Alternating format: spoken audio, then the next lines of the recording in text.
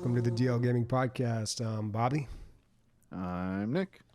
I'm Amanda. Burnt out, man. Fucking the beach takes it out of you, dude. Especially if you're not used to fucking going all the time. It's the sun. The sun is our sun. enemy. It's the sun. It drains your.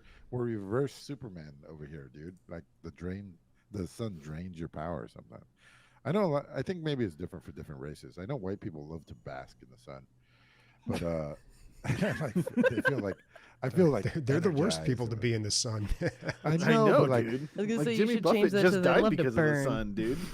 But like while I'm out there, I'm like, I work in the fucking sun. Like I get enough sun during the week. I don't need to be out here on a Saturday, you know.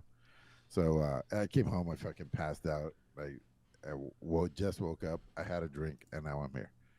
Surprise, motherfuckers! Nice. That is a typical day in the Emilio household. Right. Imagine your life with no planning and no schedule. That's how I run my life. That's You ask that Amelia, kinda what are you sounds doing? like San Diego, yeah. It's the worst being his family member because you're like, hey man, what are you doing for Christmas? Like, I don't know. And then it's like the week before, you're like, I'm going over to my mom's house. And then like the actual day before Christmas, he's like, nah, I'm not at my mom's house. I'm like, God damn it, I'm gonna kill you. It's the worst. It's never consistent, man. You just gotta roll with it. Gotta roll Yeah. with it.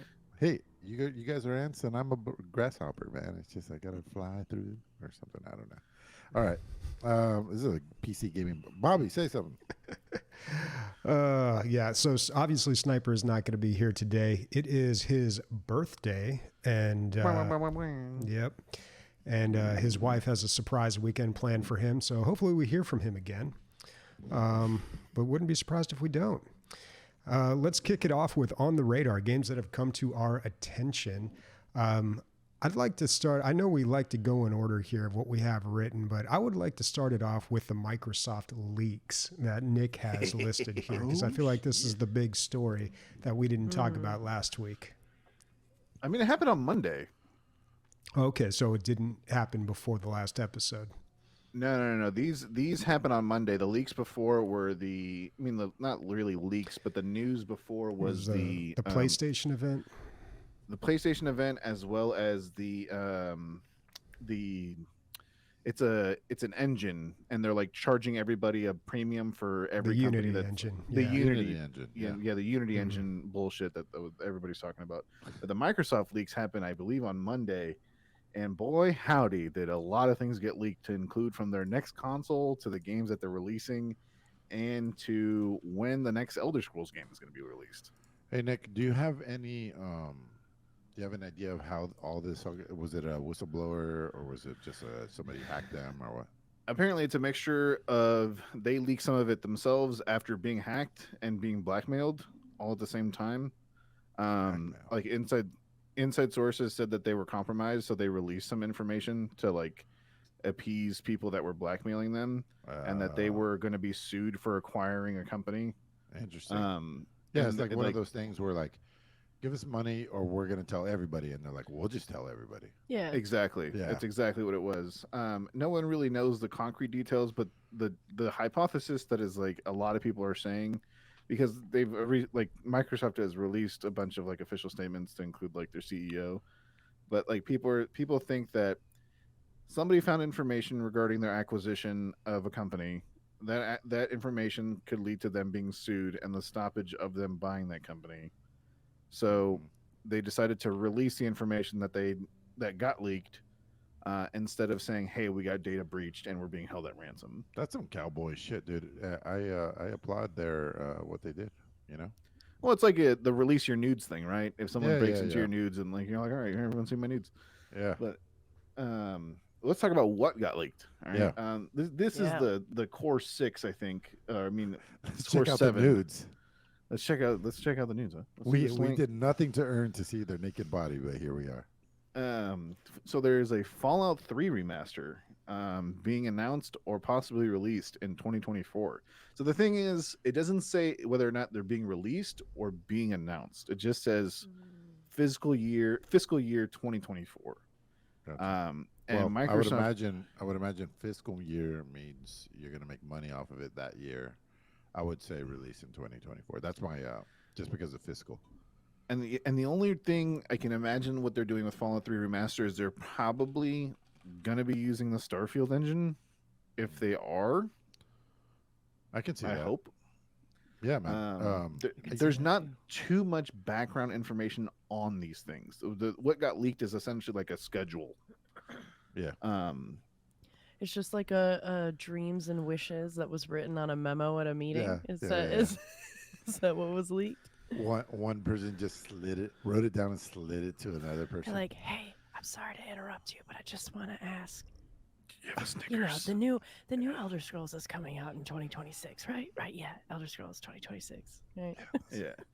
And then we have Doom Year Zero, which is the DLC for Doom. Which that's an interesting title. No one really knows what that means.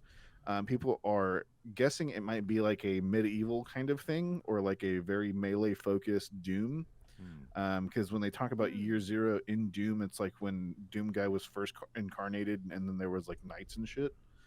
An Oblivion remaster, which would be cool beans. My only gripe with that would be if they included all the DLC in that remaster. That would be dope.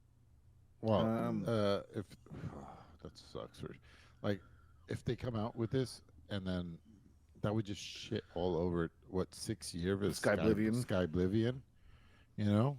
But that's why they're That's doing it. true. It's the same reason. It's the same exact reason why Konami is coming out with the remake of Metal Gear Solid 3, and they're going to be remaking Metal Gear Solid 1 and Metal Gear Solid 2, is because someone fully remade Metal Gear Solid 1 in Unreal Engine 5, and it was apparently like perfect, and they had to send a cease and desist to them, and they were like, yeah, we can't lose that much money on it. So now Bethesda's like, well, we got to remake fucking Oblivion because they're making Skyblivion, and it's gonna make money that we can make.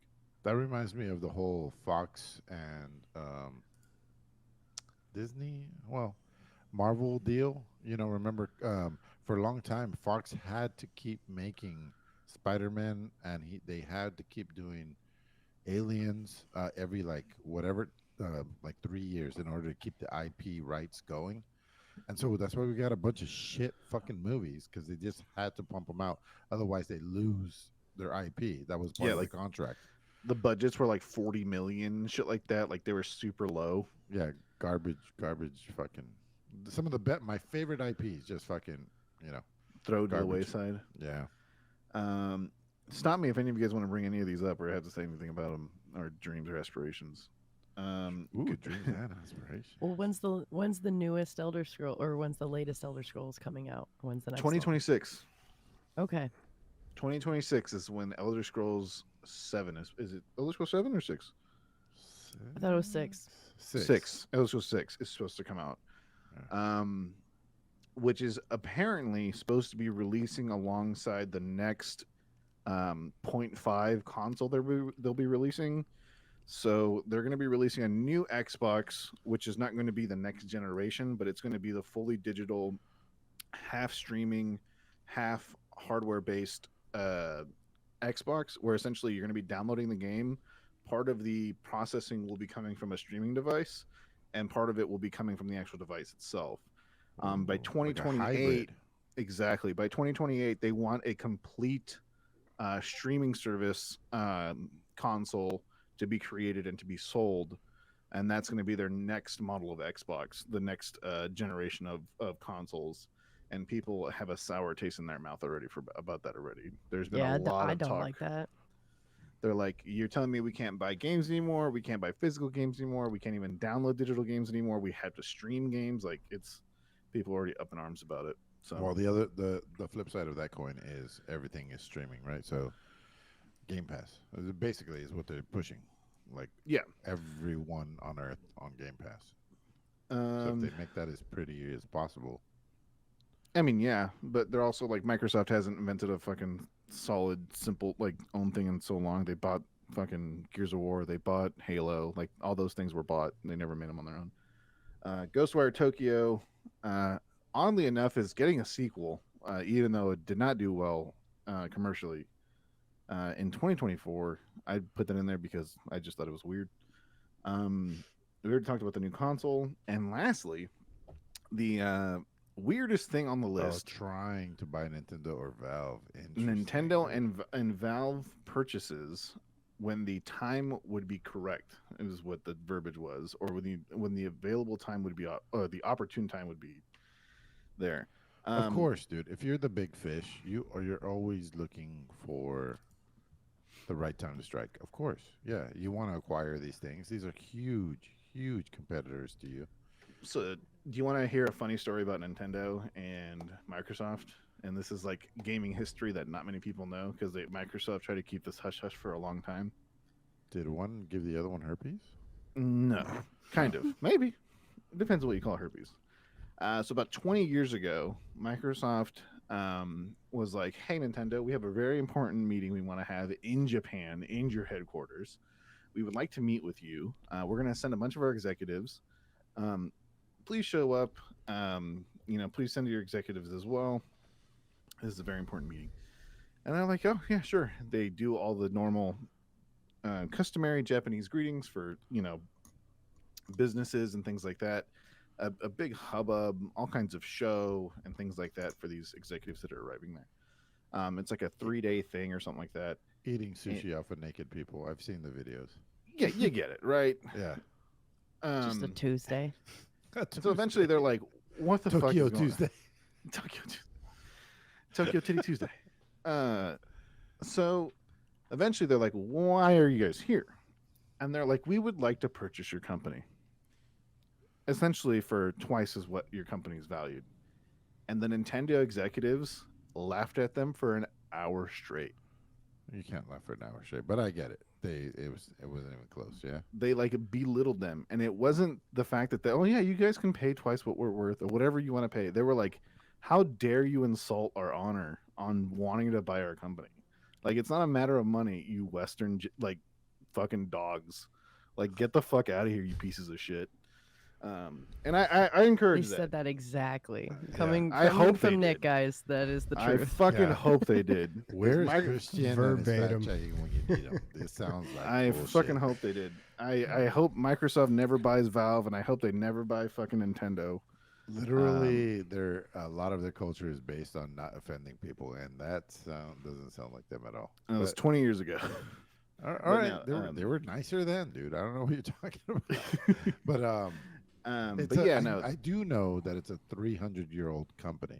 it's a 140-year-old company. They made playing cards. All right, I heard they made toasters, All but yeah. Not that they existed 300 years. It's We really need to 134 fact check years. these things. 134. Wow, September 23rd, 1889 is when that's almost Wow. to the day. Day. To the Wow. Talk about Wow. accuracy. What they start off building, Bobby? Is there while you're looking at that? Playing produce cards, handmade Hanafuda playing cards in the mid Damn. Yeah. Nailed it. About these leaks. So I did read the tweets that Phil Spencer put out afterwards.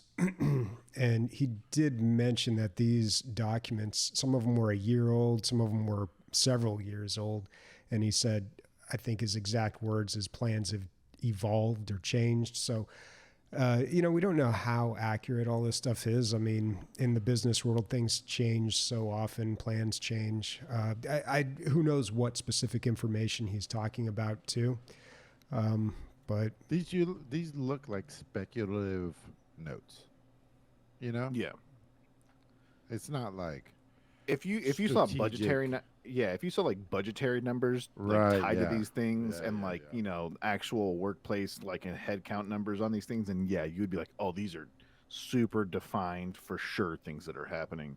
But Yeah. I would probably take these with like a 30% accuracy of probably gonna happen to not happen. yeah. But still, thanks for the gossip report, Nick. Yeah. That's my favorite shit. So I'm standing out here in the gossip, getting pummeled by lies and deceit. Yeah. all right. but, Well, in other let's news, let's hear the I'll handle more the shitstorm of segue. Payday. Yeah, Payday 3. Released on September 21st to mostly negative reviews. People are not happy about this game. Bum, bum, ba-dum. So, I mean, I've held off on buying it. I will probably get it at some point when I have the time to put into it. I mean, whatever. I kind of got the feeling people weren't going to be happy with the game. You know, the first Payday I think started out pretty well. The second Payday I felt like had kind of a bad reception too, and eventually grew into the game it was, and then grew out of it, and then kind of grew back into it a little bit. It had a weird history. But Payday 3, people are not happy with it, mostly because of a few technical issues and also the game being always online. So there's very long queues to get into a game. Sometimes you wait around for a very long time to get into a game, and then there's nobody even in that game. Even if you solo queue, you have to queue up and wait, which is odd. You can get lag in solo games. So it's just, it's the typical complaints that come along with an always online game. But the things that stuff, I'll be honest, I don't care about too much. They'll work that stuff out. I mean, launches are always super sloppy these days.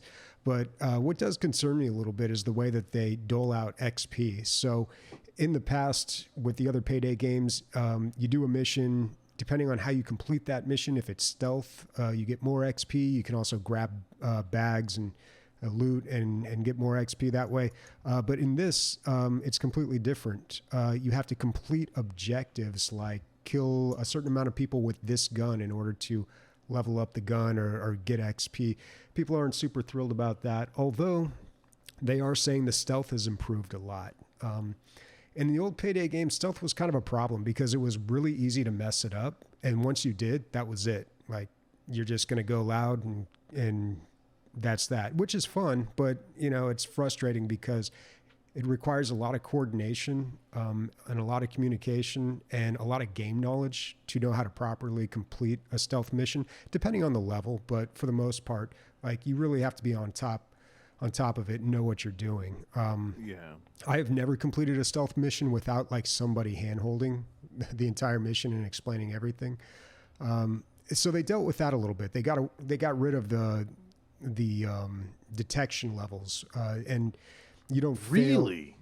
Yeah, and you don't fail instantly when you're detected, and you can stealth with any kit. That's the other thing. In Payday 2, you had to like specifically build your character to stealth, and like that was the only thing you did. And if you happened to go loud and somebody messed up, you kind of screwed because you didn't have a lot of armor or you didn't have the abilities to deal with the gunfights. So I think they kind of balanced it in that way. But there's other. That seems better. That seems better because you know, half the game is stealth, right? Is that fair to say? So 40%. Depends on who you're playing with. In Payday 2, so like I played a lot of Payday 2. You guys, essentially had. I remember we've been down this road before. Did Bobby and Nick end up playing together? No, I don't think we did. I don't think we ever You guys did. both have like 100 hours in this game. I think. I have like 70 something hours or 80 something hours. Essentially, Payday 2 has two game modes: loud and quiet. You either go super decked out, super heavy armor. That's what I'm saying. Quiet. Exactly. Yeah. And apparently, this new one, like Bobby has been saying the whole time, is like there is a variant, which seems really cool. But my buddy has been playing since the early access has started, and he's like, I've been trying to queue up, and he's like, for the past 6 days, he's like, I've gotten into 8 games, like waiting hours to get into games, dude. Oh my god. It's like a technical. I mean, yeah, it's fucking shit. Like, And so the other thing that's going on is people are already mad about 3 like things involving money. So not only is it in like the banks. we can't get it. Why is it in the banks? Why is it not on the streets? So people are mad that there's going to be paid DLC because Payday 2 completely changed their like money system, right? As far as like how you like purchase the game and like how you progress and things like that. You had to level up guns, and then you had to like get new guns for them to do more damage, and there was like different rarities of guns. And so in Payday 3, apparently there's going to be paid DLC and then paid exclusives as far as like battle passes and things like that. So like normally in like a Call of Duty, you would have free DLC or you'd have like free things that come out, and then you would pay for like cosmetics or just extra shit. And so like everything would be available to everyone unless you just paid for like cosmetics or something, but everything's going to be paid for.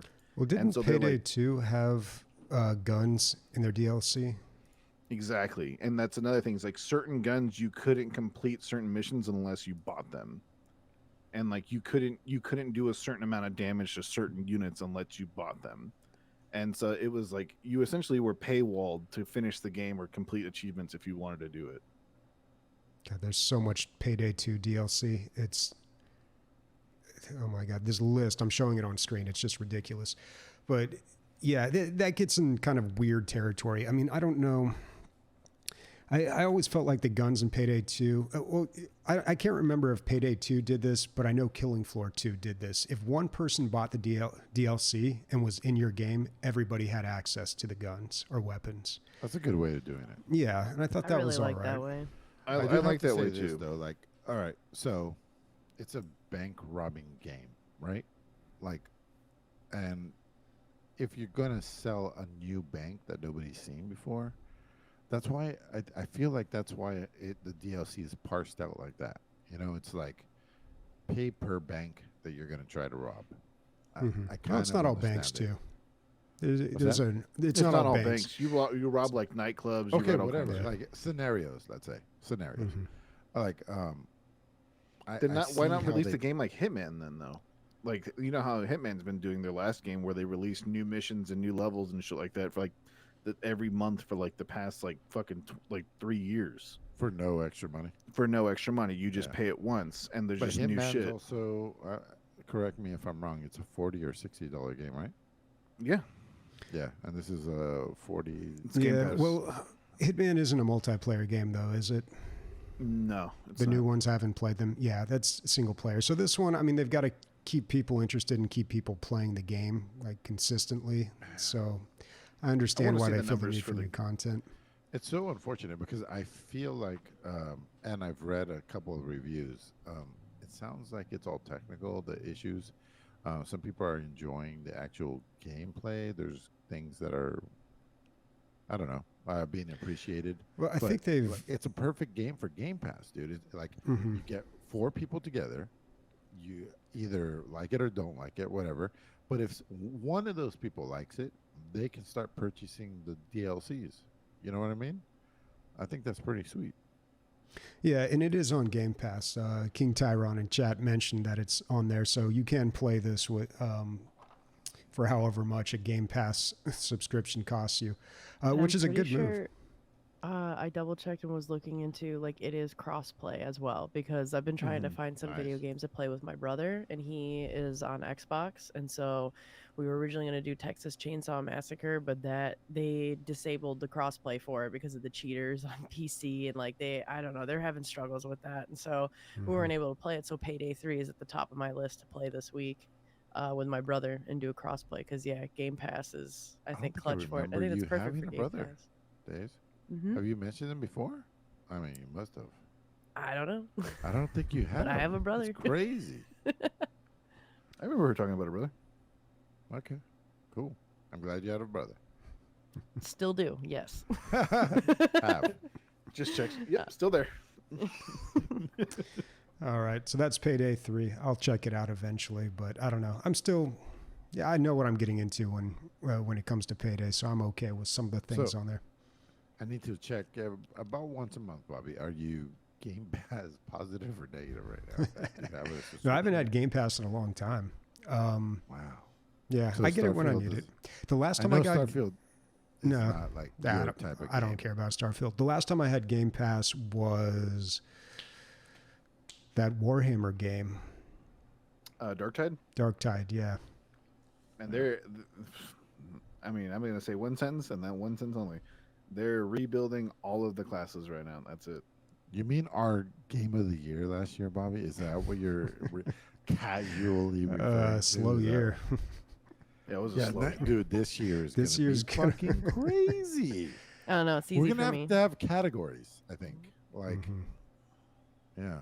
I we should will keep probably track have of to have it because I remember saying, I think it was 2021. I remember saying this has been a really good year for games. And I'm pretty sure that was 2021.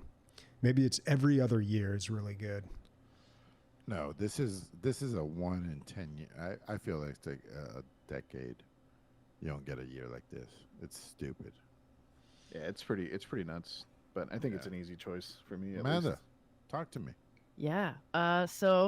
My boss has actually been asking me a lot about this game, if I've seen it, heard of it, anything. And the game I'm talking about is called Fae Farm. It's like Stardew Valley or Animal Crossing, where you have this like little farm simulator, this little island, but it's done with like woodland fairies and it's cute. It's a 1 to 4 player RPG where you design your own little island, your farm, you cultivate like herbs and different things, and you craft them into potions and crafts and go on adventures, and you look for like the mystery that's in the island, and you can have your friends visit, or you can go visit them on their islands, which is very much like Animal Crossing. So this definitely kind of seems to be somewhat of a clone of that, but it is like a really cozy kind of game, and so far it is rated pretty decently. I think it's kind of a steep price. It's like $40, which to me is pretty high, especially when it's like 80% of very positive reviews out of almost just shy of 900 people that have played it. But if you really love Stardew Valley and those kind of games, or I feel like if you're looking for another game that's going to be great for like a Steam Deck, or this is on Switch as well, this might be a good game like that in a different kind of way, because it's fall season, spooky season, it looks something like this. But yeah, I don't know. This is the game that people have been talking about. This is the one that's kind of like you said. It's like Pokemon and Stardew Valley put together, right? Mm-hmm. Yeah. Okay. Hmm. Yeah, going. I'm hearing Listen. good things about it. It looks really cute, and I mean the aesthetic is really nice. It's that like I said, it reminds me very much of like Animal Crossing with Stardew Valley with Pokemon. It's a good one. Well, I think I may have found the new thing for my child to be entertained with. Yeah, this would be a great kid game, I'm sure. Or my boss and his wife love this as like a couples game, and they play this together. And so that's kind of fun and cute and neat. And so, it looks like it's great. I feel like if it went on sale, or definitely if it was an Xbox Game Pass game, I would certainly get it. I do feel like $40 is pretty steep, but it looks pretty fun. It's super customizable, your characters, and there's all these different, I mean, you can unlock further styles and decorations for your farm and your home, and you can kind of play it however you want at your own pace, because it has an independent calendar, so there's no like, I think was it Harvest Moon, where like you had a year and you had to do something and there was consequences if you didn't be in the positive range of making money and surviving in your farm. But like with this, there's nothing. You're free to do what you want at your own pace. Sounds like a nice mix of genres for sure. Mm-hmm. It's like perfect, actually. What's wild is that it's $40 on Steam and $60 on Switch. You know, it's wilder. Oh. Hellboy Web of Wyrd, apparently. Weird. No, I thought it was weird as well, but apparently, like the reviewer that I watched was like, it's Wyrd, and they I played talked like about this a long time ago. three different people saying it inside of the game. It's Wyrd apparently, but whatever. So we saw this at like Gamescom or something really early on. I forgot. And anyway, it looked great because it looks like the comic book come to life. It is. If you don't know what the art of Hellboy is, it looks like you're walking into a darkest dungeon. Heavy strokes, heavy black thick lines, and just cool, and not refined. I don't know what the opposite of refined is, but kind of like indie, I guess, is the. You wouldn't see this in a Marvel comic. Anyway, this is that game, or that art and comic book come to life, basically. So I'm like, I watched this. I watched the whole thing on Steam. You know what they really need to do? In Steam, listen up, Steam, because I'm smarter than you. Embed video, like YouTube videos, that of people that really show you what the nitty gritty of a game is. Because a lot of text and a lot of pictures and the promotional videos are not sufficient a lot of times. I didn't know what it was. Even after reading the whole thing, I was like, I don't know. Luckily, somebody has played 16 minutes of the first bit of the game.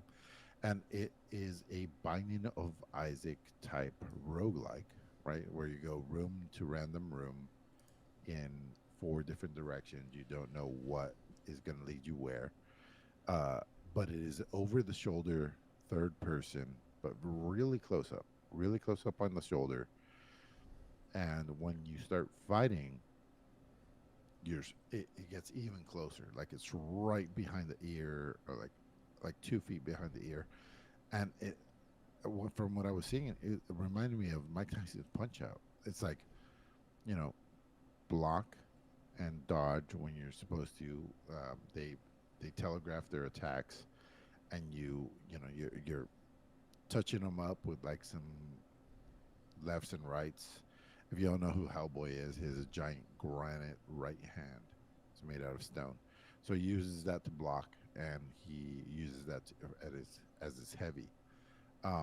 But you build up a power attack, and you can kill the heavy bad guy that's in that room, and it looks fucking fantastic.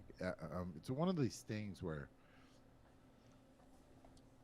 there's a lot of this where you buy into a game because of an artistic look or whatever, but like you gotta realize that within 30 or 40 minutes your eyes and your brain are just gonna normalize on that thing, and it's like it's no longer blowing you away because you're in the game now, like you're used to it.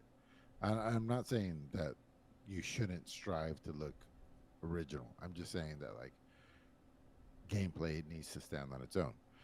It kind of looks like it does here. I don't know if it's a great game. I'm not even sure if I'm that interested in it. It looks super cool. You do have a gun as Hellboy. You have a big giant revolver if you guys seen the movies.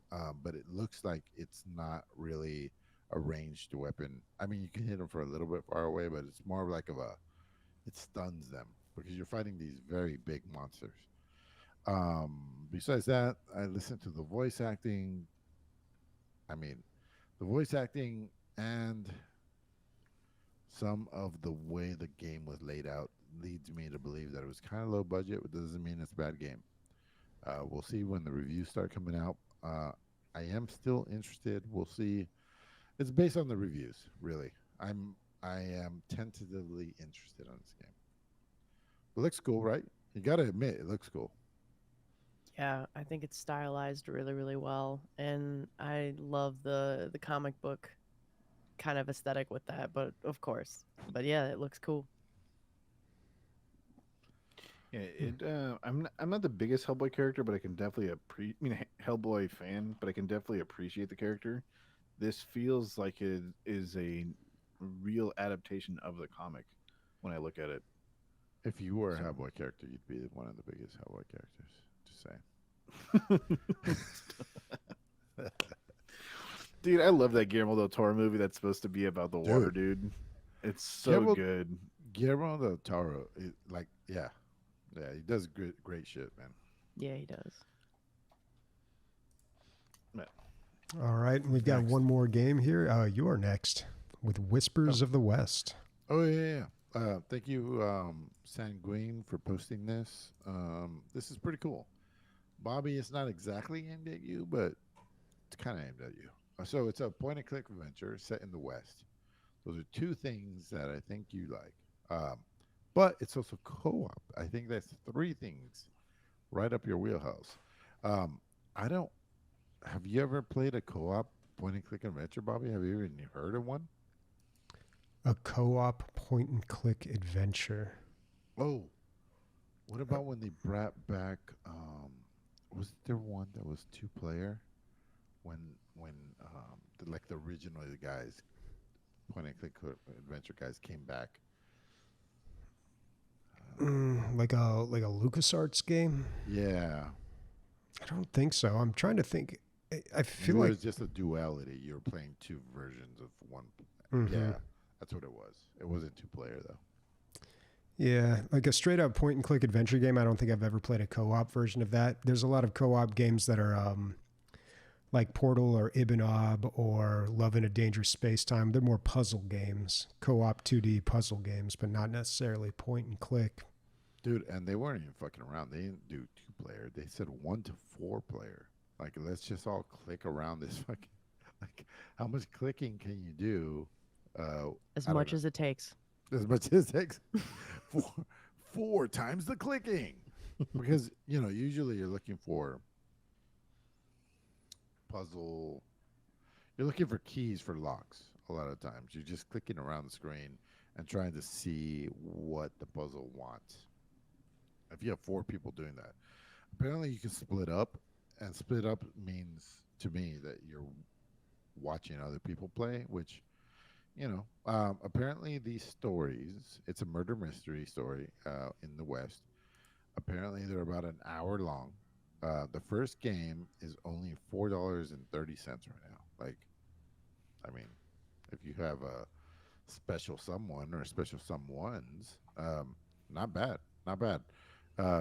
Long time ago, we came up with this thing is like, if you have $1 per 1 hour of entertainment is like a killer, right? Because if you go to the movies, that's about, $14, $15 for 2 hours of entertainment. So if you can get like $1 per hour, I think that's pretty fucking sweet. And so if this is good, and it only has 14 reviews, but it's at 94%, so that means one person said, meh. You can try it out for $4.30. If you like it, then after that, you can get every additional crime mystery for about $7, which That's pretty great. I love that they started off with the first one could have even been free, honestly, but whatever. Giving out the first one at a discounted rate and then raising the prices. I think that's exactly how you want to do it. They do have this special where you can get 40% off if you buy all of them. And there's like 8 or 9. Something. There's a good amount. So I don't know. I'm not a point and click guy, but there it is, Bobby. You gonna buy it or what, bro? If I buy it, who's gonna play it with me? That's the real question. Yeah, it almost seems like Clue. I'm assuming these point and click adventures, these like mini 1 hour game modes that they have here are one map and they don't ever change. So you solve it, you crack the case, there's really no replay value. Yeah, I would imagine so. Yeah, I'm thinking, but still, it does kind of seem like a game of Clue. All right. Well, that is it for On the Radar. Let's move into highlights, games that we have been playing. I'll kick it off with Clash Artifacts of Chaos. This is a game by Ace Team. One of my favorite developers. I always enjoy their games. Their big one is Rock of Ages. That's what most people know them for. But they have many other games, and they just have a wide variety of genres that they deal in. I really enjoyed the Xenoclash games. Their early, I think that might have been their first game, Xenoclash, back in 2009. And this game, Clash, is set in the Xenoclash universe. So it's got that same bizarre, surreal world and odd characters. Although I do got to say, I missed the dialogue from the first Xenoclash, and I guess the second one too. These characters in those games, it's been so long since I've played them, and I hope I remember them correctly. But dude, these reviews are crazy. It's so well received. Yeah, people are pretty passionate about these games. I mean, they're honestly not. I feel like it's almost niche. There's not a lot of people, but the ones that do play these games, I don't know. The reason I like this Ace Team, these developers, is because it's just there's always something about their games. What was the one that you played, Emilio? It is really good. It was the sci-fi like B movie 50s, the Tower of. I love that movie. I'll find it. Boy, let me look it up while you guys are talking. Yeah, but every one of their games just has something unique and interesting about them. And yeah, Xenoclash, I love the Deadly Tower of Monsters. Deadly Tower of Monsters. There it is. Thank you, man. And that's the one I always recommend to people. Like I think that's a good entry point into this developer. That's a really good example of a game that mechanically nothing special, and also a little like maybe behind the times when it comes to you're just walking around and like you have a 3-hit combo, like that's all it is. Mm-hmm. But the delivery and the the way it was presented, the presentation was just so fantastic that you were like, man, I was taken away with that game. I beat it in like a week. I couldn't wait. Yeah. And what I liked about that game too is you're constantly going up this tower and you can fall back down. It reminded me of the Toe Jam and Earl games, like where you would go up to these different levels and then you could fall down in certain areas to get to secret parts of a map you had already been to, or maybe you just got knocked down there because an enemy pushed you off or you made a mistake on a jumping puzzle or something. I don't know. It's not exactly like fucking just falling. You would just be at that lower level now. You're back at level. I mean, it's not level 1, 2, 3, 4, but you have to climb your way back up. You physically fell, and you also fell in levels. Yeah. Damn. Yeah, so I really like the vertical gameplay in there. The Xenoclash games are a little harder for people. So at the time when they were released, aside from having this really bizarre, surreal world, the mechanics of the game also had this lock-on feature, which was not a lot of games were doing it back then. You would lock onto these characters, and your camera would lock onto them. And then it became like this brawler combat game. And that's kind of like what Clash Artifacts of Chaos is like. It goes back to those roots. But I do miss the dialogue. I feel like in Xenoclash, they really did such a fantastic job of world building. It was like the level design, I thought, was just really imaginative, and the characters are so weird and bizarre. But then on top of that, everybody spoke in this really weird way. I wish I had more examples, but I remember like the big bad guy was called Mother Father, and it was this really weird looking bird, human-like character, and the character that you were playing like had this strange relationship with it, where you kind of like that was your creator or something, or your mother and your father, I don't know, and like you were rebelling against them. I got to replay Xenoclash. But it was just so weird, and yet they managed to like pull it off. Like I was totally invested in whatever was going on and like curious about it. This game, the dialogue is a lot more, they just speak normally, I guess. So would have liked a little bit more there. But the combat is a lot like Xenoclash, but they've improved on it with a lot of modern day stuff. You know, you progress your character in different ways. You unlock like new abilities, and you level up existing abilities or moves. And it's got like this dice board game that you play when you challenge someone to a duel. Almost in a weird way, it's like also a simplified version of like a Souls game, where it's just this open world and you have to go exploring and find these encounters and people to fight. You run into one where you're like, well, I can't beat that guy right now. You know, I'll come back later, to be continued. But it is a good game. I'm not too far into it yet, but I'm going to continue to play it. You know what's interesting about me is that I watch a guy on YouTube all the time. His whole YouTube channel is that he plays Souls-like games. That's all he plays. And his whole niche is that he plays Souls-like games, even if they only have like one person ever bought the game, just to try them and report on them, even if they're super early in development. And he had an alpha playtest of this game, and I'm like, dude, this game looks so wacky. It looks so interesting. And he talked about how like this game, had the previous games like Rock of Ages and stuff. I'm like, I really hope that one of us plays this when it does come out. And I'm like, now that you play this, I'm like, this looks really fucking cool, man. It is one of the most interesting looking games. Like their games always look funny. Like, yeah, they always have a look. The graphics in this one are a little more on the animated side. I noticed it started out in 1080p, so I changed the resolution. And when I did that, the hatching in the game, which in artistic terms, that's like drawing lines across something to give it a shape, or cross hatching, where you draw lines going both ways to create like an X. But the hatching in the game just like ratcheted it up to this really weird level that made it look very bizarre. And fortunately, there was something in the options to turn that down, so I was able to adjust that and kind of restore the look that I had liked. But too weird, bro. Too weird. But still, I don't know, man. I got to go back and play Xenoclash.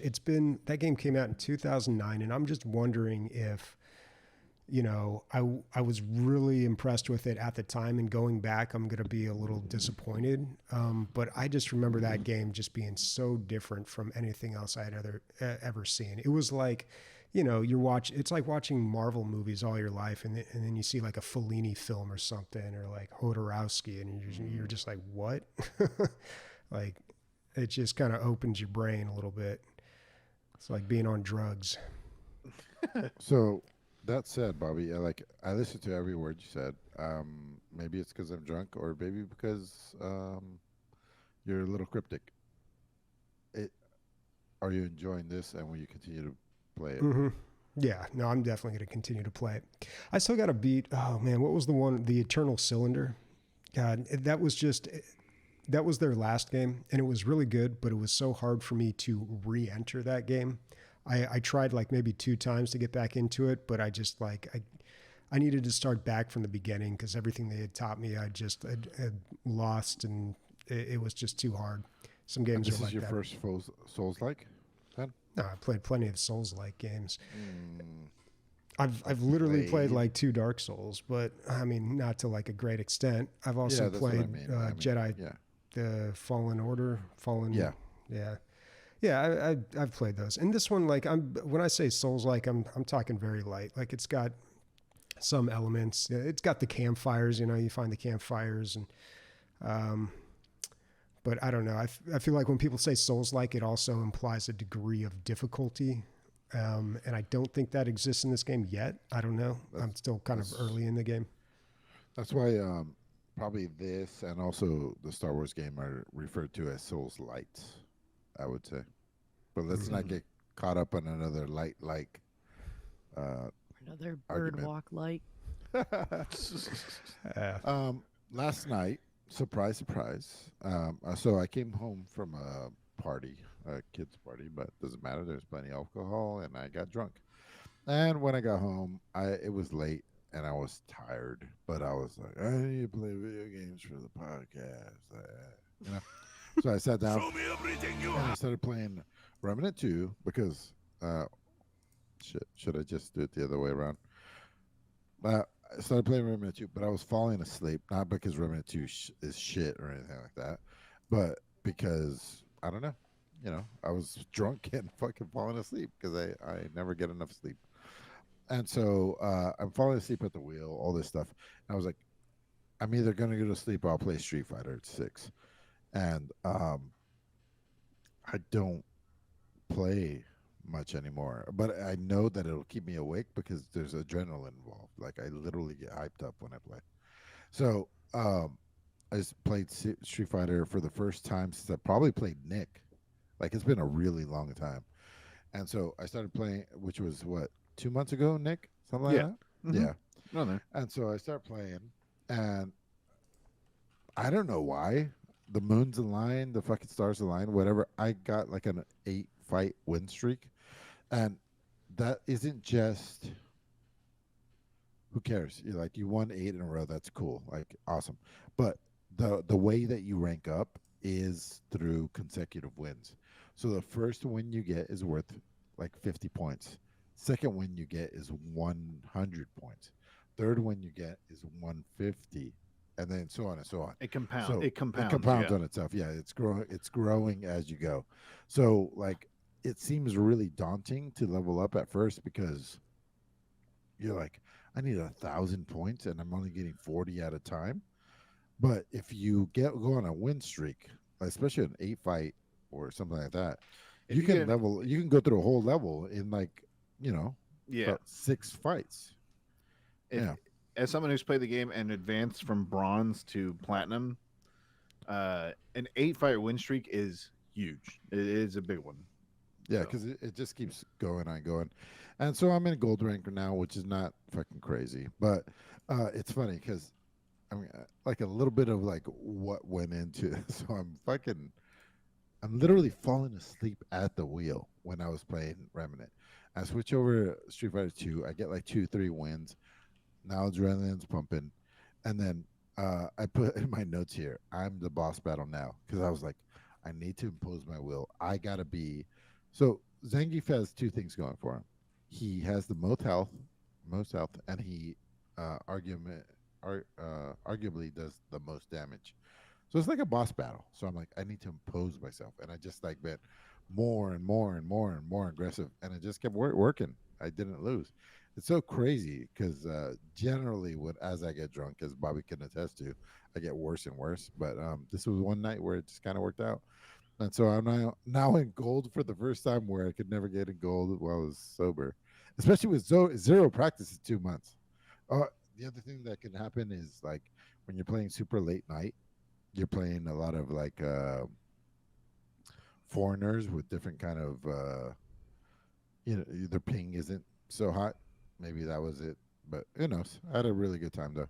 Still playing this, still liking it, and I put some video up here of somebody that's way better than me with Zangief, and I don't play like that. I play with tricks, right, Nick? Yeah, you play very differently than most people when they play Zangief. Yeah. You like when I play against people and they play Zangief, I fight a very different way. When you play him, I'm like, I have to adjust so many different things. I'm like, what the fuck is he doing? Trying to be tricky. That's all. Yeah. What's up with CSGO, Nicholas? Yeah, so CSGO 2 is supposedly releasing on the 23rd or the 27th. This is only based off of their expectation to release on this summer. That's their statement. September is officially the last month of summer, and they release games on Tuesdays or Thursdays, and they said they were supposed to release the game in September. Apparently, the game is in a releasable state based off of beta testers and things like that. However, they can't really obviously talk about it too much. The game already is really pretty as far as what people have said in screenshots and videos. But one of my friends, he has a little brother. His little brother is like 4 or 5 years younger than him, and he's like, for kind of an age example, I'm 31. His brother's like 27, I think. And he's all about like Apex Legends, still League of Legends and stuff like that. A lot of legends in there. And so he's all about those ADHD games where shit's popping up and down. There's like lights and like, sliding and zip lining and shit like that. And he's like, "Hey Evan, you should play this game with me." And Evan plays and they play the game and they win a couple games. He's like, "Hey man, how about this? You play a classic game because a new version of this classic game's coming out and a lot of people are going to play this." He's like, "Millions of people are going to play this game. How about you play it?" And he's like, "Sure, let's play it." And they're like, "Well, we need a team, so let's call one of the old grumpy ones." And so they hit me up and they're like, "Borjan, come play." And I'm like, "All right, I'll play." So we play, and this is the first time I'm playing this game in like a year and a half, 2 years. Dude, I haven't had so much fun replaying a game in so long, and I think it was wise of me to pick up the game before it's re-releasing as CS:GO 2. But there are issues, to say the least. Obviously, CS:GO 1 is pretty much on the wayside as like cheat detection and things like that. Out of like the 12 games we've played in the past like 4 days, we ran into like 3 cheaters, like blatant cheating. Like, no, it's just better than you in every way, dude. That's what it is. So we there's like a order of operations when it comes to like finding out if someone's been cheating, right? You go to their Steam profile, it's private. You look up their Steam profile history, they have a VAC ban and things like that, right? They managed to headshot deagle every single person on your team from like 80 yards away instantly when you turn That the was corner. me, bro. What ends up happening is the game is still super fun. There are still new people playing this game. Because Sean, my friend's little brother, is new, we were being matched up with other new people, and it was like insane. I'm like, dude, this game has been out for so long, and people were like, "Yeah, this is my first game." I'm like, what the fuck? It's still amazing to find out there's still people obviously picking up like League of Legends and CS:GO and like these games that have been out for so long. But yeah, I look forward for CS:GO 2 to drop, and I'll probably talk about that once it drops. For sure, man. I'm glad we have somebody on the ground floor with the Counter-Strike world because it's a huge thing. But I'm too old to be aiming and shooting. That's oof. I'm down to try dude. it. Too I much. never got into CS:GO, and so I'd love to actually try Really? this. Yeah, so I would be one So, of those dude, people. You're so young. So one of the We're the things, same right? age, Nick and I. one, He's a What- weirdo. Oh, well, he's gone. Oh wow. Wow. So, I killed him with my insult. yeah. one of- Days, you sorry. know where is he? There's no I video. pressed refresh. He's There's back. no video. No, he's back. You don't see him? Yeah, I see him now. So sorry about that. I accidentally clicked refresh. One of the things that happens right with like these young kids that when they play, they think they can run and shoot. And one of like the hallmark things of Counter Strike is you cannot run and shoot. It is like a thing. Like you have to crouch. If you're going to go full auto, you have to aim at someone's belly button or knees, and you have to control the spray. And so like my friend's little brother like wanted to throw his mouse out the window. He was like, "Why do I suck? I hate this." And he's like, he was going insane. So, yeah, I look forward to seeing the differences between CS:GO and CS:GO 2. I'm gonna guess they're gonna keep 80% of it the same, dude. Like they really, I think so. You know, there's a certain segment of the population that love that. Like, it might even be harder than real life. I don't know. I've never been in a gunfight, but that shit, you know, I don't think they train you in Marine school. They're not like start at the feet, pull the trigger, maybe you'll hit him in the head. I don't think that's how that works. Yeah, Is I that don't true? think- no, Is that how that works? No, that is not. Okay. No. As someone who's gone through firearms training, they're like aim for the center of mass, Right. pull the trigger, blah blah blah. And Yeah. one of the funniest things that happens while we were at the range, right? Some guy goes, "What if they're wearing body armor?" He's like, "Shoot him in the face." I mean, that would work.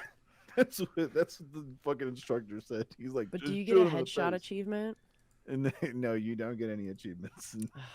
Not worth it. I mean, you can get an award, but you don't really get any like gamer score. Dang. Days, I saw Chants of Sennaar, and I wanted to put it on here, and for some reason I didn't. But I know a little bit about it, and it seems pretty fucking sweet. It's Talk to me about it. It's really cool. Yeah, so this game, Chants of Sennaar, it has a demo out. It's $20. I feel like that is worth it because it's got overwhelmingly positive 98% with over 1,200 people reviewing it. It came out on September 5th. And so what is it, right? It's a puzzle story game where it is molded in such a beautiful artistic style of hand drawn looking vibrant colors. It's really colorful, it's really well made. The angles on it are really cool, and what this game is that you are going through this tower and these different levels, you're solving these puzzles, and sometimes you're working with another person, but they speak in symbols and you don't know their language and there's nothing. You have to like literally use context clues and kind of like what they want you to do to figure out what the language is, because this game was created in an inspiration of the Tower of Babel and that like biblical myth of there being this enormous tower to explain the existence of like diverse and different human languages. And so like according to the belief is that basically that the god disrupted the work of these people working on this tower by making it so that way they could no longer understand each other and confusing the language. And this video game actually does that too, because as I was going through, like some of the symbols and some of the things you learn mean different things when you're on a different level talking to different kinds of people.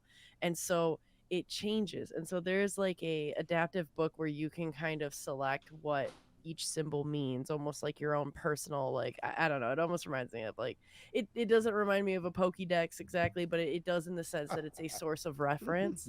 And so you would, as you learn these new symbols, they go into your reference book and then you can type what you think it is.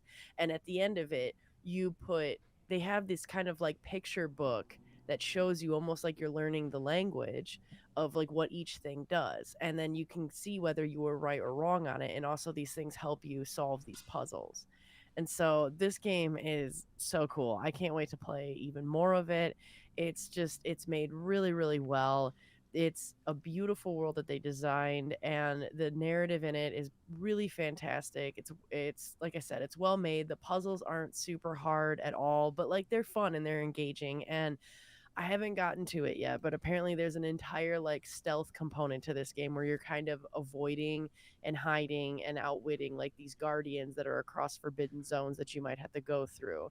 But so much of this game is based on like this like figuring out the language and what it means and using that to unlock puzzles, and the language changes depending on where you are in the tower.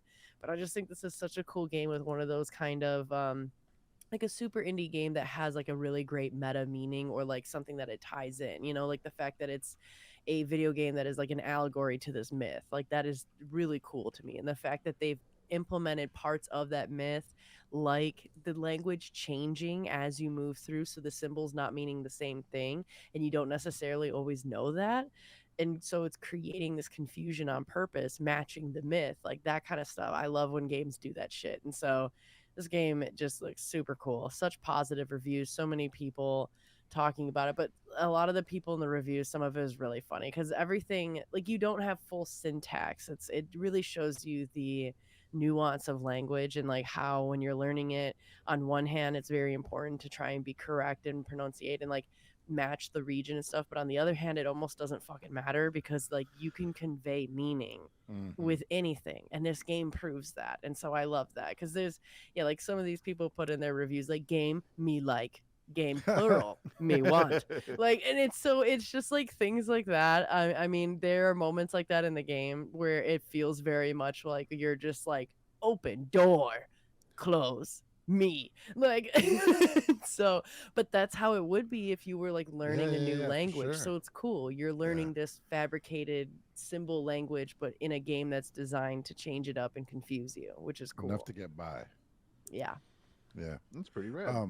Now, not to be conflicted, this is not a religious game. They're not trying to like push the Bible down your throat or anything. No, it's It just not so religious at happens to all. be, like the I believe the myth of Babel was like people, everybody got together and tried to build a tower up to God, and he disorganized them by, or he or she disorganized them by giving them all languages and dispersing them all over the world, so they couldn't get together and cooperate.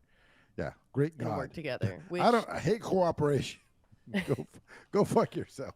but the cool thing and the other thing that's like in this game is actually you are cooperating a lot with the other people, but depending on the people and their language, you're kind of adjusting and learning their language. So the way that they kind of do it in this game is that it's like it says that like since the dawn of time, the peoples of the tower no longer speak to each other because their languages are all different. But it is said one day that a traveler is going to be able to break down all the walls that are in between these people and restore a type of balance by connecting them through language.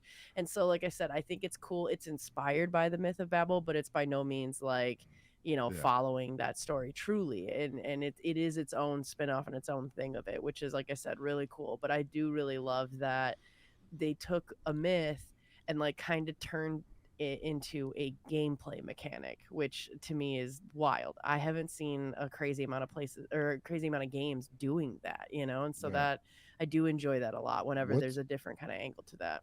What's a greater puzzle than an unknown language? It's a whole set of rules that you have no idea what they are. I do one more thing, and this is like a personal gripe. It has nothing to do with how good this game is. I'm pretty sure this is a fucking great game.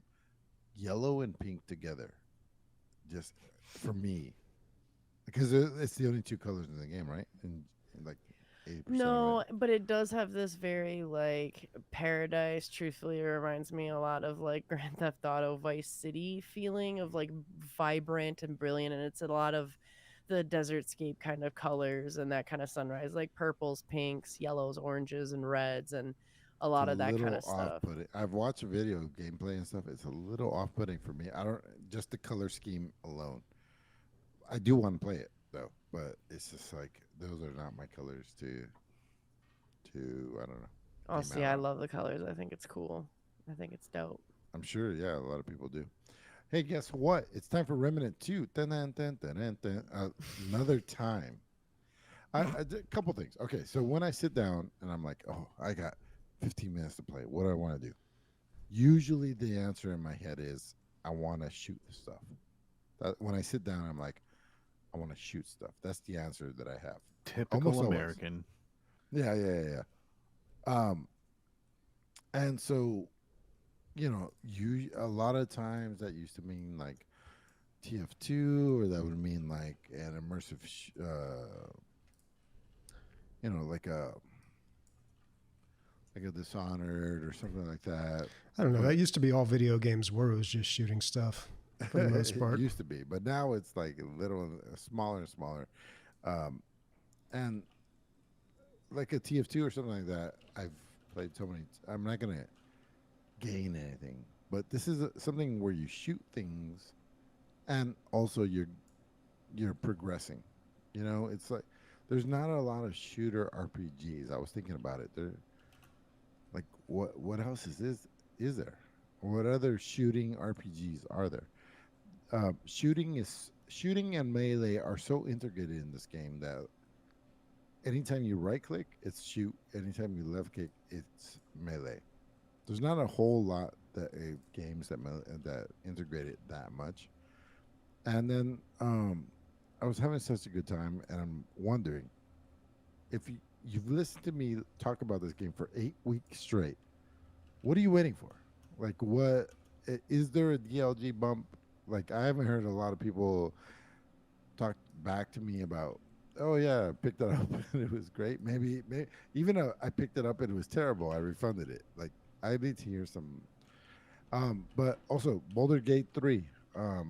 Nick, Amanda, you guys talked about it for like 30 minutes before the show. Nick, you beat it? Yes. So after, I think the total that I looked at was 76 hours of playing, doing a lot of quests, and yeah, I beat the game. Man, there are a lot of different endings, and I'm not saying that because I did them or looked them up. I just know because the game kind of hints to them, and it gives you the opportunities of kind of like trying to attempt to do them, even though you have no shot because you haven't been working towards them. And so, yeah. I have some questions. Go ahead. Were you satisfied with the boss battle? Because I only feel like if you walk in there super fucking strong, is it too not much of a challenge, or you go in there underpowered? You know what I mean? So I was playing on normal difficulty. The new campaign I'm playing on, and all the campaigns I'm playing on right now are on the hardest difficulty. Even playing on normal, the event that happens at the end is still pretty difficult. And the reason I say that is because it's chaotic. There's a lot of things going on.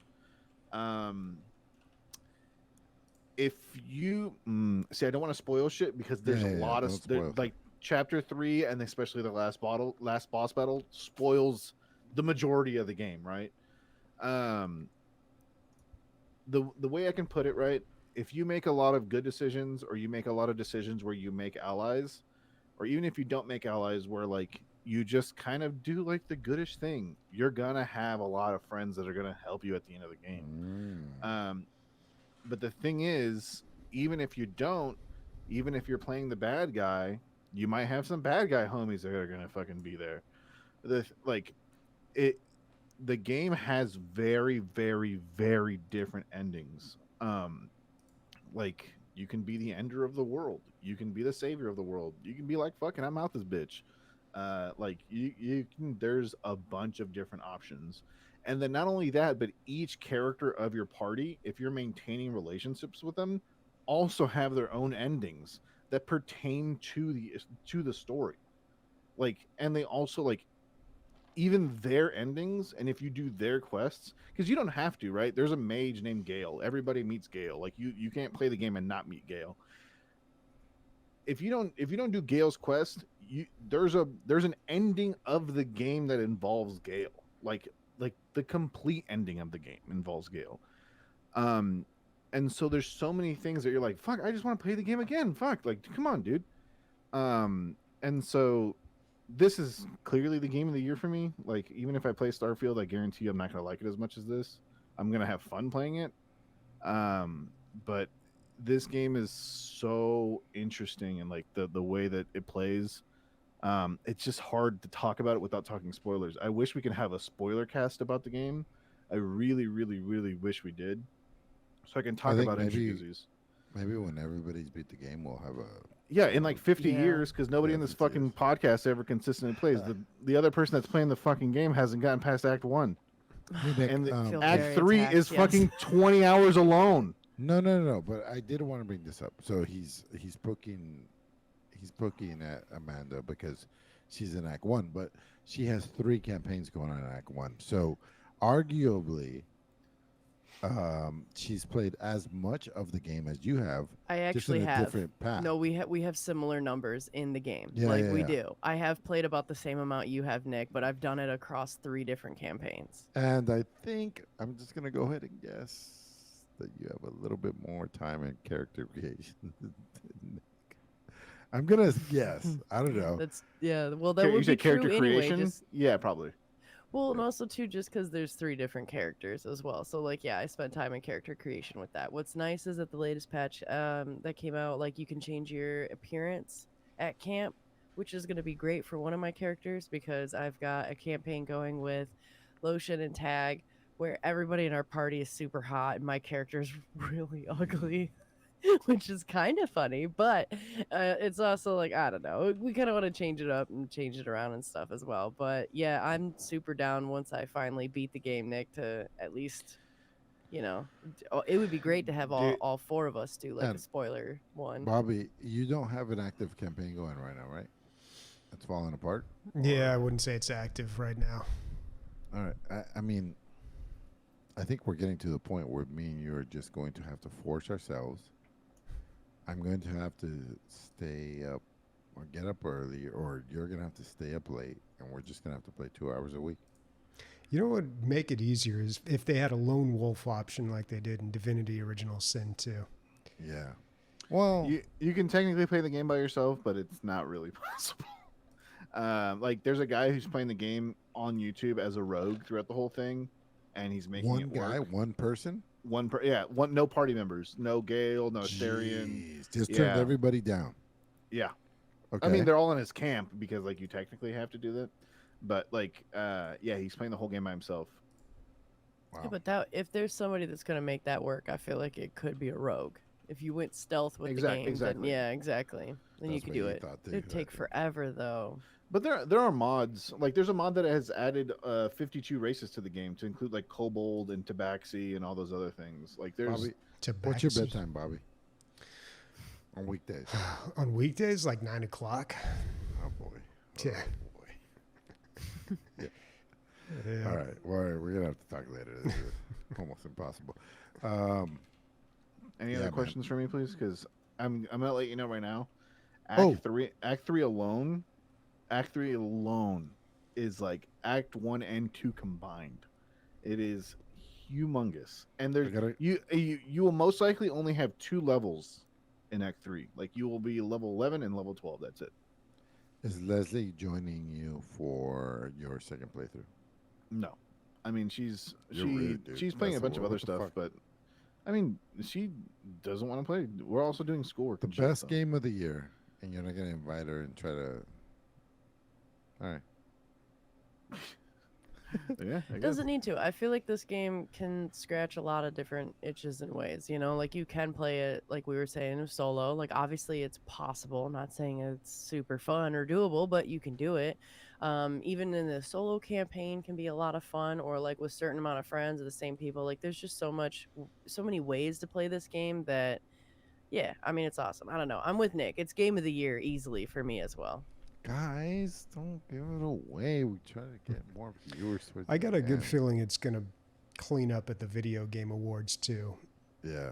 I feel like they tend to lean towards console games and Nintendo, but I feel like this has a chance.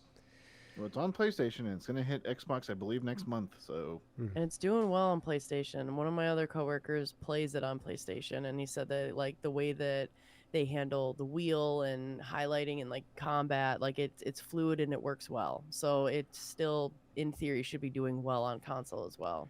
I believe JP Diddy was talking about that. No, it was you, Amanda, about the how easily it was to jump from one like PC to PlayStation and back again, right?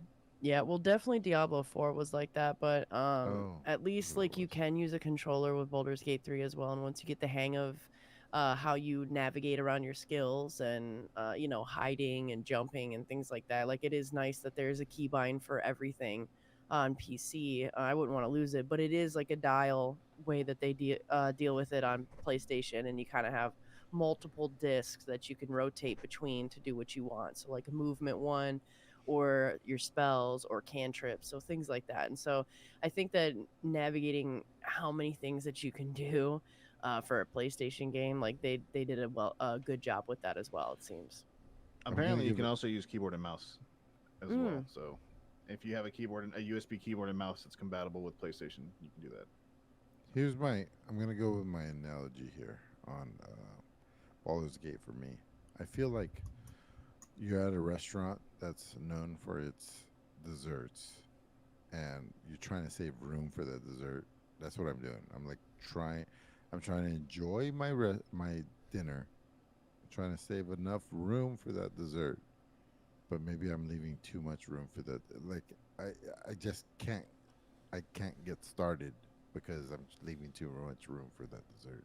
No, know what I'm dude. saying? I don't understand your fucking analogy at all. Because I'm by myself. Yeah, no, Yeah, Baldur's you're making no sense here. No, yeah, I don't agree with that I'm also analogy. I wasted. think Baldur's Gate 3 is more like a Las Vegas buffet because you don't know how it's gonna end, dude, and you're getting a lot of fucking bang for your buck. That's for damn Love it. sure. Yeah. And you don't know how the night's gonna end. It could go all kinds of ways, just like Oh. a Las Vegas buffet. And also, like Christian's plug that usually goes here. Go, Bobby. Bobby never plugs. Let's go. Shameless plug, Bobby. Shameless. Well, let's just plug the website because that's where you can find everything. You can find all our episodes at dlgaming.net. You can find, you can find a link to our Discord, which is probably the most important thing. But you can also find our merch on the website, and you can search for any episode. You can type in the name of any game on our website and find the episode where we talked about it. And we are No over. timestamps. No timestamps. No. You gotta listen to the whole goddamn. You got to thing. listen to the whole thing. But we are over 500 episodes, so there's a lot of them. People all the time will say, "Hey, have you checked out this game?" And like, yeah, we talked about that like 8 years ago. Yep. It does happen. All right, so we are on to listener questions. We've got a few here. First one coming from Time Killer B. If you had to rate yourself as a King of the Hill character, what character are you? I'm a Dale. I think rate would replace that with cast, right? Cast yourself. Yeah, I think so. I mean, is he talking about like looks? Because Because I'm definitely a fucking Bill, you know, Yeah, I don't I'd know. hope not, look. or Hank. Yeah, rate implies there's a hierarchy.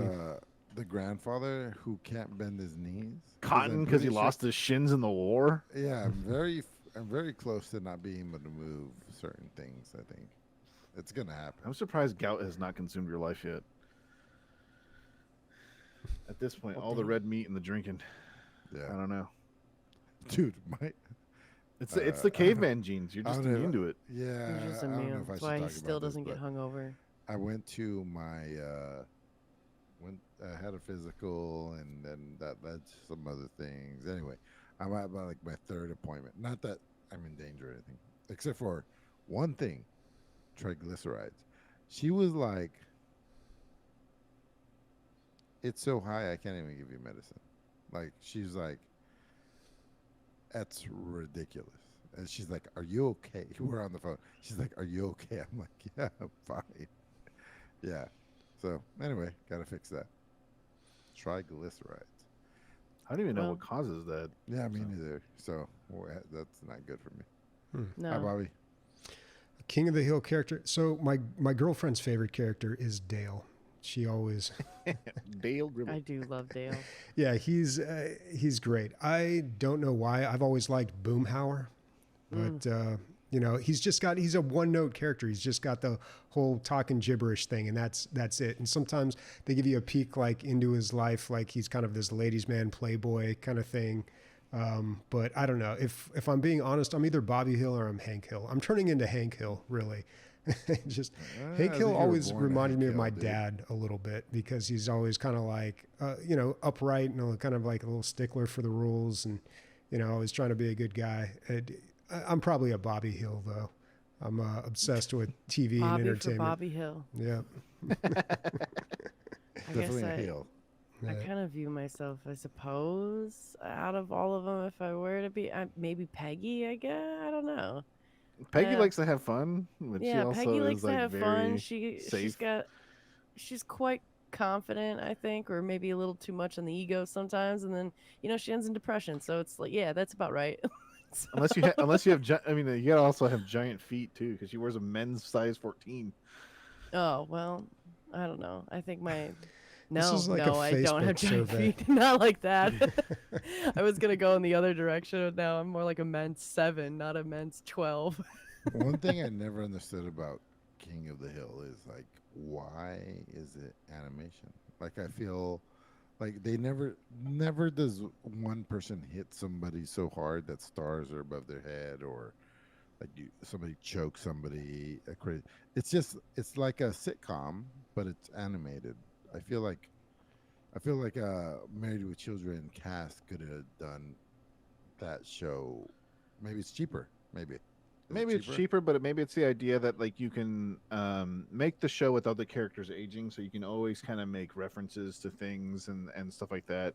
Because the show maintains its age, like in the sense of like it maintains like there's like the technology advances with the show, but the characters' ages never change. Kind of like Bob's Burgers, like they get iPads and shit like that, but they never actually change. The Simpsons is probably a better example of that. Yeah, there you go. That's exactly Dude, what it is. It always bothers the shit on me. I can't believe that, like, okay, year for year you can't age, but like every 5 years should be 1 year or something like that. Because I think they kind of so many updated. more things to talk The about. problem they get into is with the flashbacks. They'll have a flashback of like Marge and Homer meeting in high school back in the 70s, but now, it's 2023, so they can't really do that. So it creates kind of this weird problem.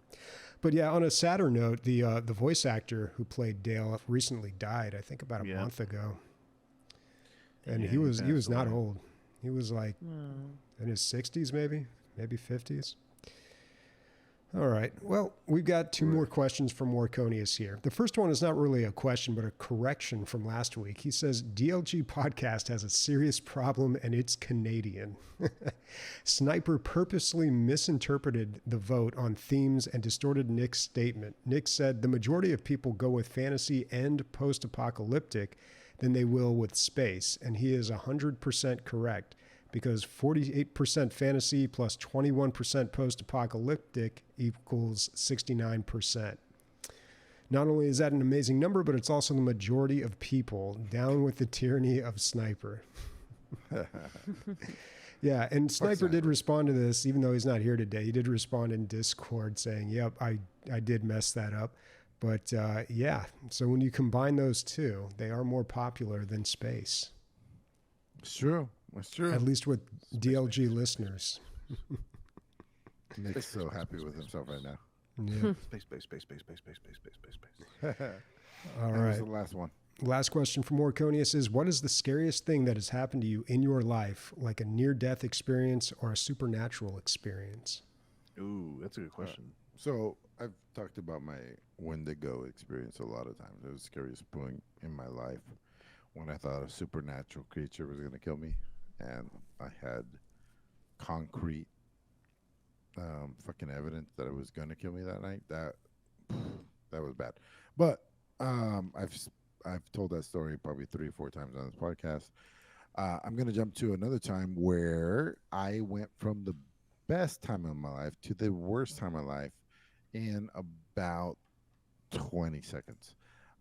I was watching Eddie Murphy Delirious for the first time ever, and I peeing my pants, crying, laughing, like so funny at my friend's house. And he was a just a kid my age. His stepdad was in jail for selling drugs, and his mom and all his brothers and sisters were running around the house. And we're watching Eddie Murphy Delirious, and I never laughed so hard in my whole life. And a man in a wolf mask comes through our window, and he puts a gun to us. And other men in other animal or other animal masks come in through all orifices of the building, and get the whole family together and makes us crawl to like a living room and sets us up for like assassination, fucking killing, like, you know, hands behind your head, like gun to your head, kind of like interrogation. Where's the fucking money? Where is it at? You tell us, bitch, hitting the mom. And she never said anything. She, with guns to her kid's head, didn't say anything. So these people ultimately told us took off, didn't hurt anybody, didn't hit anybody, left. And I'll never forget this. She looked at me and her son and was like, I wasn't going to tell him where the money was.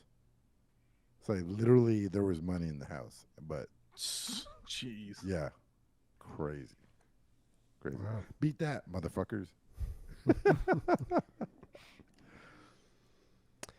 I have some from Detroit. I don't think they're that severe. But like, times of living in Detroit, I've definitely seen someone get murdered, and I've had a gun pointed at my face as well. But I'd rather go with the more spooky route, the spooky, scary route instead of the trauma route.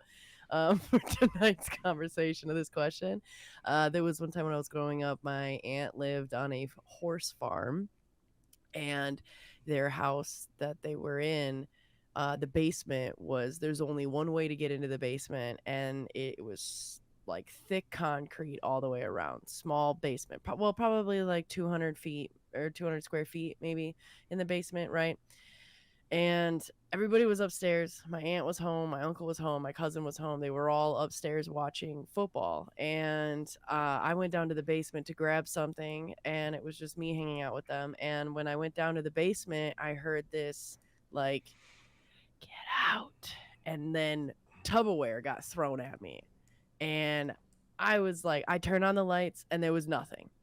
And I'm like terrified. So I ran up the stairs and the door slammed as I left the staircase, the door slammed behind me, and I was terrified. At first I thought that they might have been messing with me, but like everybody was sitting at the couch. And like then my aunt talked about like the one time where she's had things thrown at her from what she thought was like a poltergeist, but I didn't necessarily believe it until I got shit thrown at me too and I ran away. But that was kind of terrifying, and I still don't have an explanation for that. That was real life phasmophobia bullshit right there. So, you're like, that's some real phasmophobia shit. I've never had some paranormal shit, so your shit's more scary, I think. I don't know, man. It's not a competition.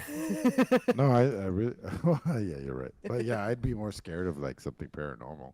You can't punch something paranormal, you know? True. Call it Ghostbusters or something. But you can't outrun a gun either, dude. So like, you can outrun a ghost. So you think? What about you, Bobby? What's your answer? A really scary event. I don't know. I mean, I've had a few of them. None that I really want to talk about. At least not on this podcast. You have to tune in for maybe on your other fucking Spooky Tales podcast. What are you talking about? Need a not suitable for work podcast. I don't know. This is not a scary event, but I remember I had a friend when I was young who was trying to convince me that his house was haunted, and I was pretty skeptical. And one of the examples he pointed that he used was that he was watching TV, and then all of a sudden, and lettering appeared on the TV that just said "Good night," and the TV shut off. I was like, okay, that's weird. Now, years later, I don't know how many, but like many years later, I was messing around. I used to have like this little TV in my room, and I noticed there's this thing called the sleep timer.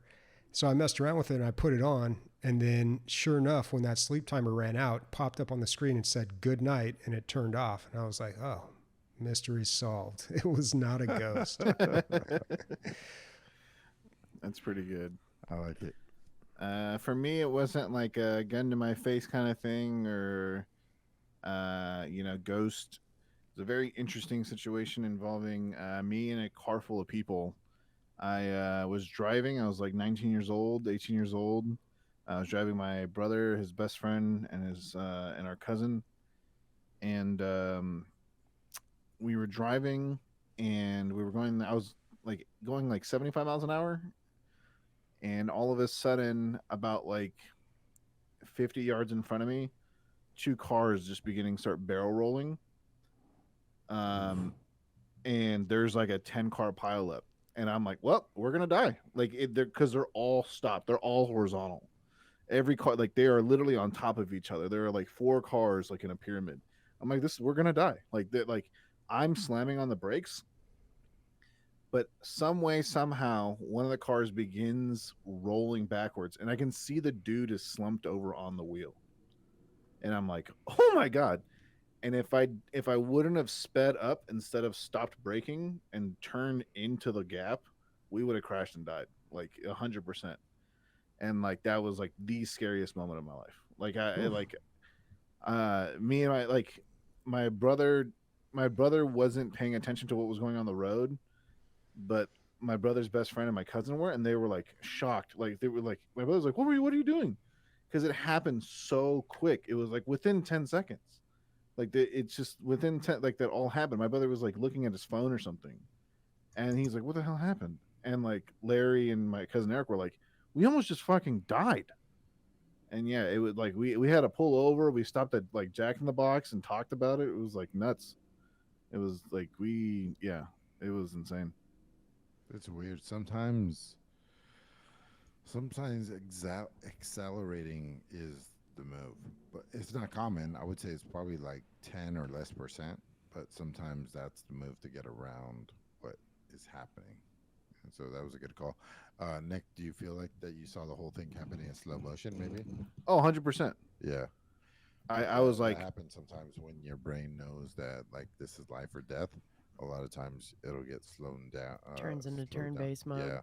Yeah. like it's straight up. I remember like seeing details, like when you're driving you don't see details, like I remember seeing like, oh, the truck that was upside down was like a red Toyota Tacoma, like, and like shit like that, just like stuff that you don't remember because you're just driving and you don't know, like it's just so many things. The guy slumped over, like a lot of people would have noticed that.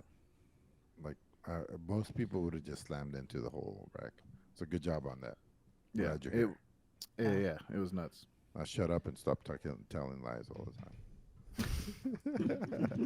All right, what's everybody playing next week? For me, more Baldur's Gate 3, of course, and Payday 3, and then the chanting of Shamalama Lama. No, just kidding. It's the Chants of Sennaar. That one as well. Chants of Sennaar. Like la la la la chants. Yes. Yeah. I want to say the Inkbound. Work has bought it for me. I still haven't given it enough chance. It's still in early access, but still, I gave it like 20, 30 minutes. I got to get back to that. That was my plan this week, but sometimes you got to punch people in the face. Nice. I would probably be playing CSGO 2 if it actually releases. So we'll see. All right. Deep Rock Galactic has their Oktoberfest event going on until October 3rd, so I am running out of time on that. I've got to get that done. And then something else. I don't know. We'll see. Bobby, I was super bummed to find out that the Deep Rock Galactic board game wasn't just like readily available. You either got it during the Kickstarter or you don't have it. Yeah, Which I think is why it was it's going for like $150, I think. Well, I think the Kickstarter you had to buy in at around $100 just to get it. But yeah, I think it was like a limited run. I don't think they were planning on putting it on shelves. Just yeah, that's a shame though. I'm excited about our Risk game. All right, cool. It's not Deep Rock Galactic, but okay. All right. Speaking for Banda, Nick, Bobby, and myself, Sam showing me her titties or real titties.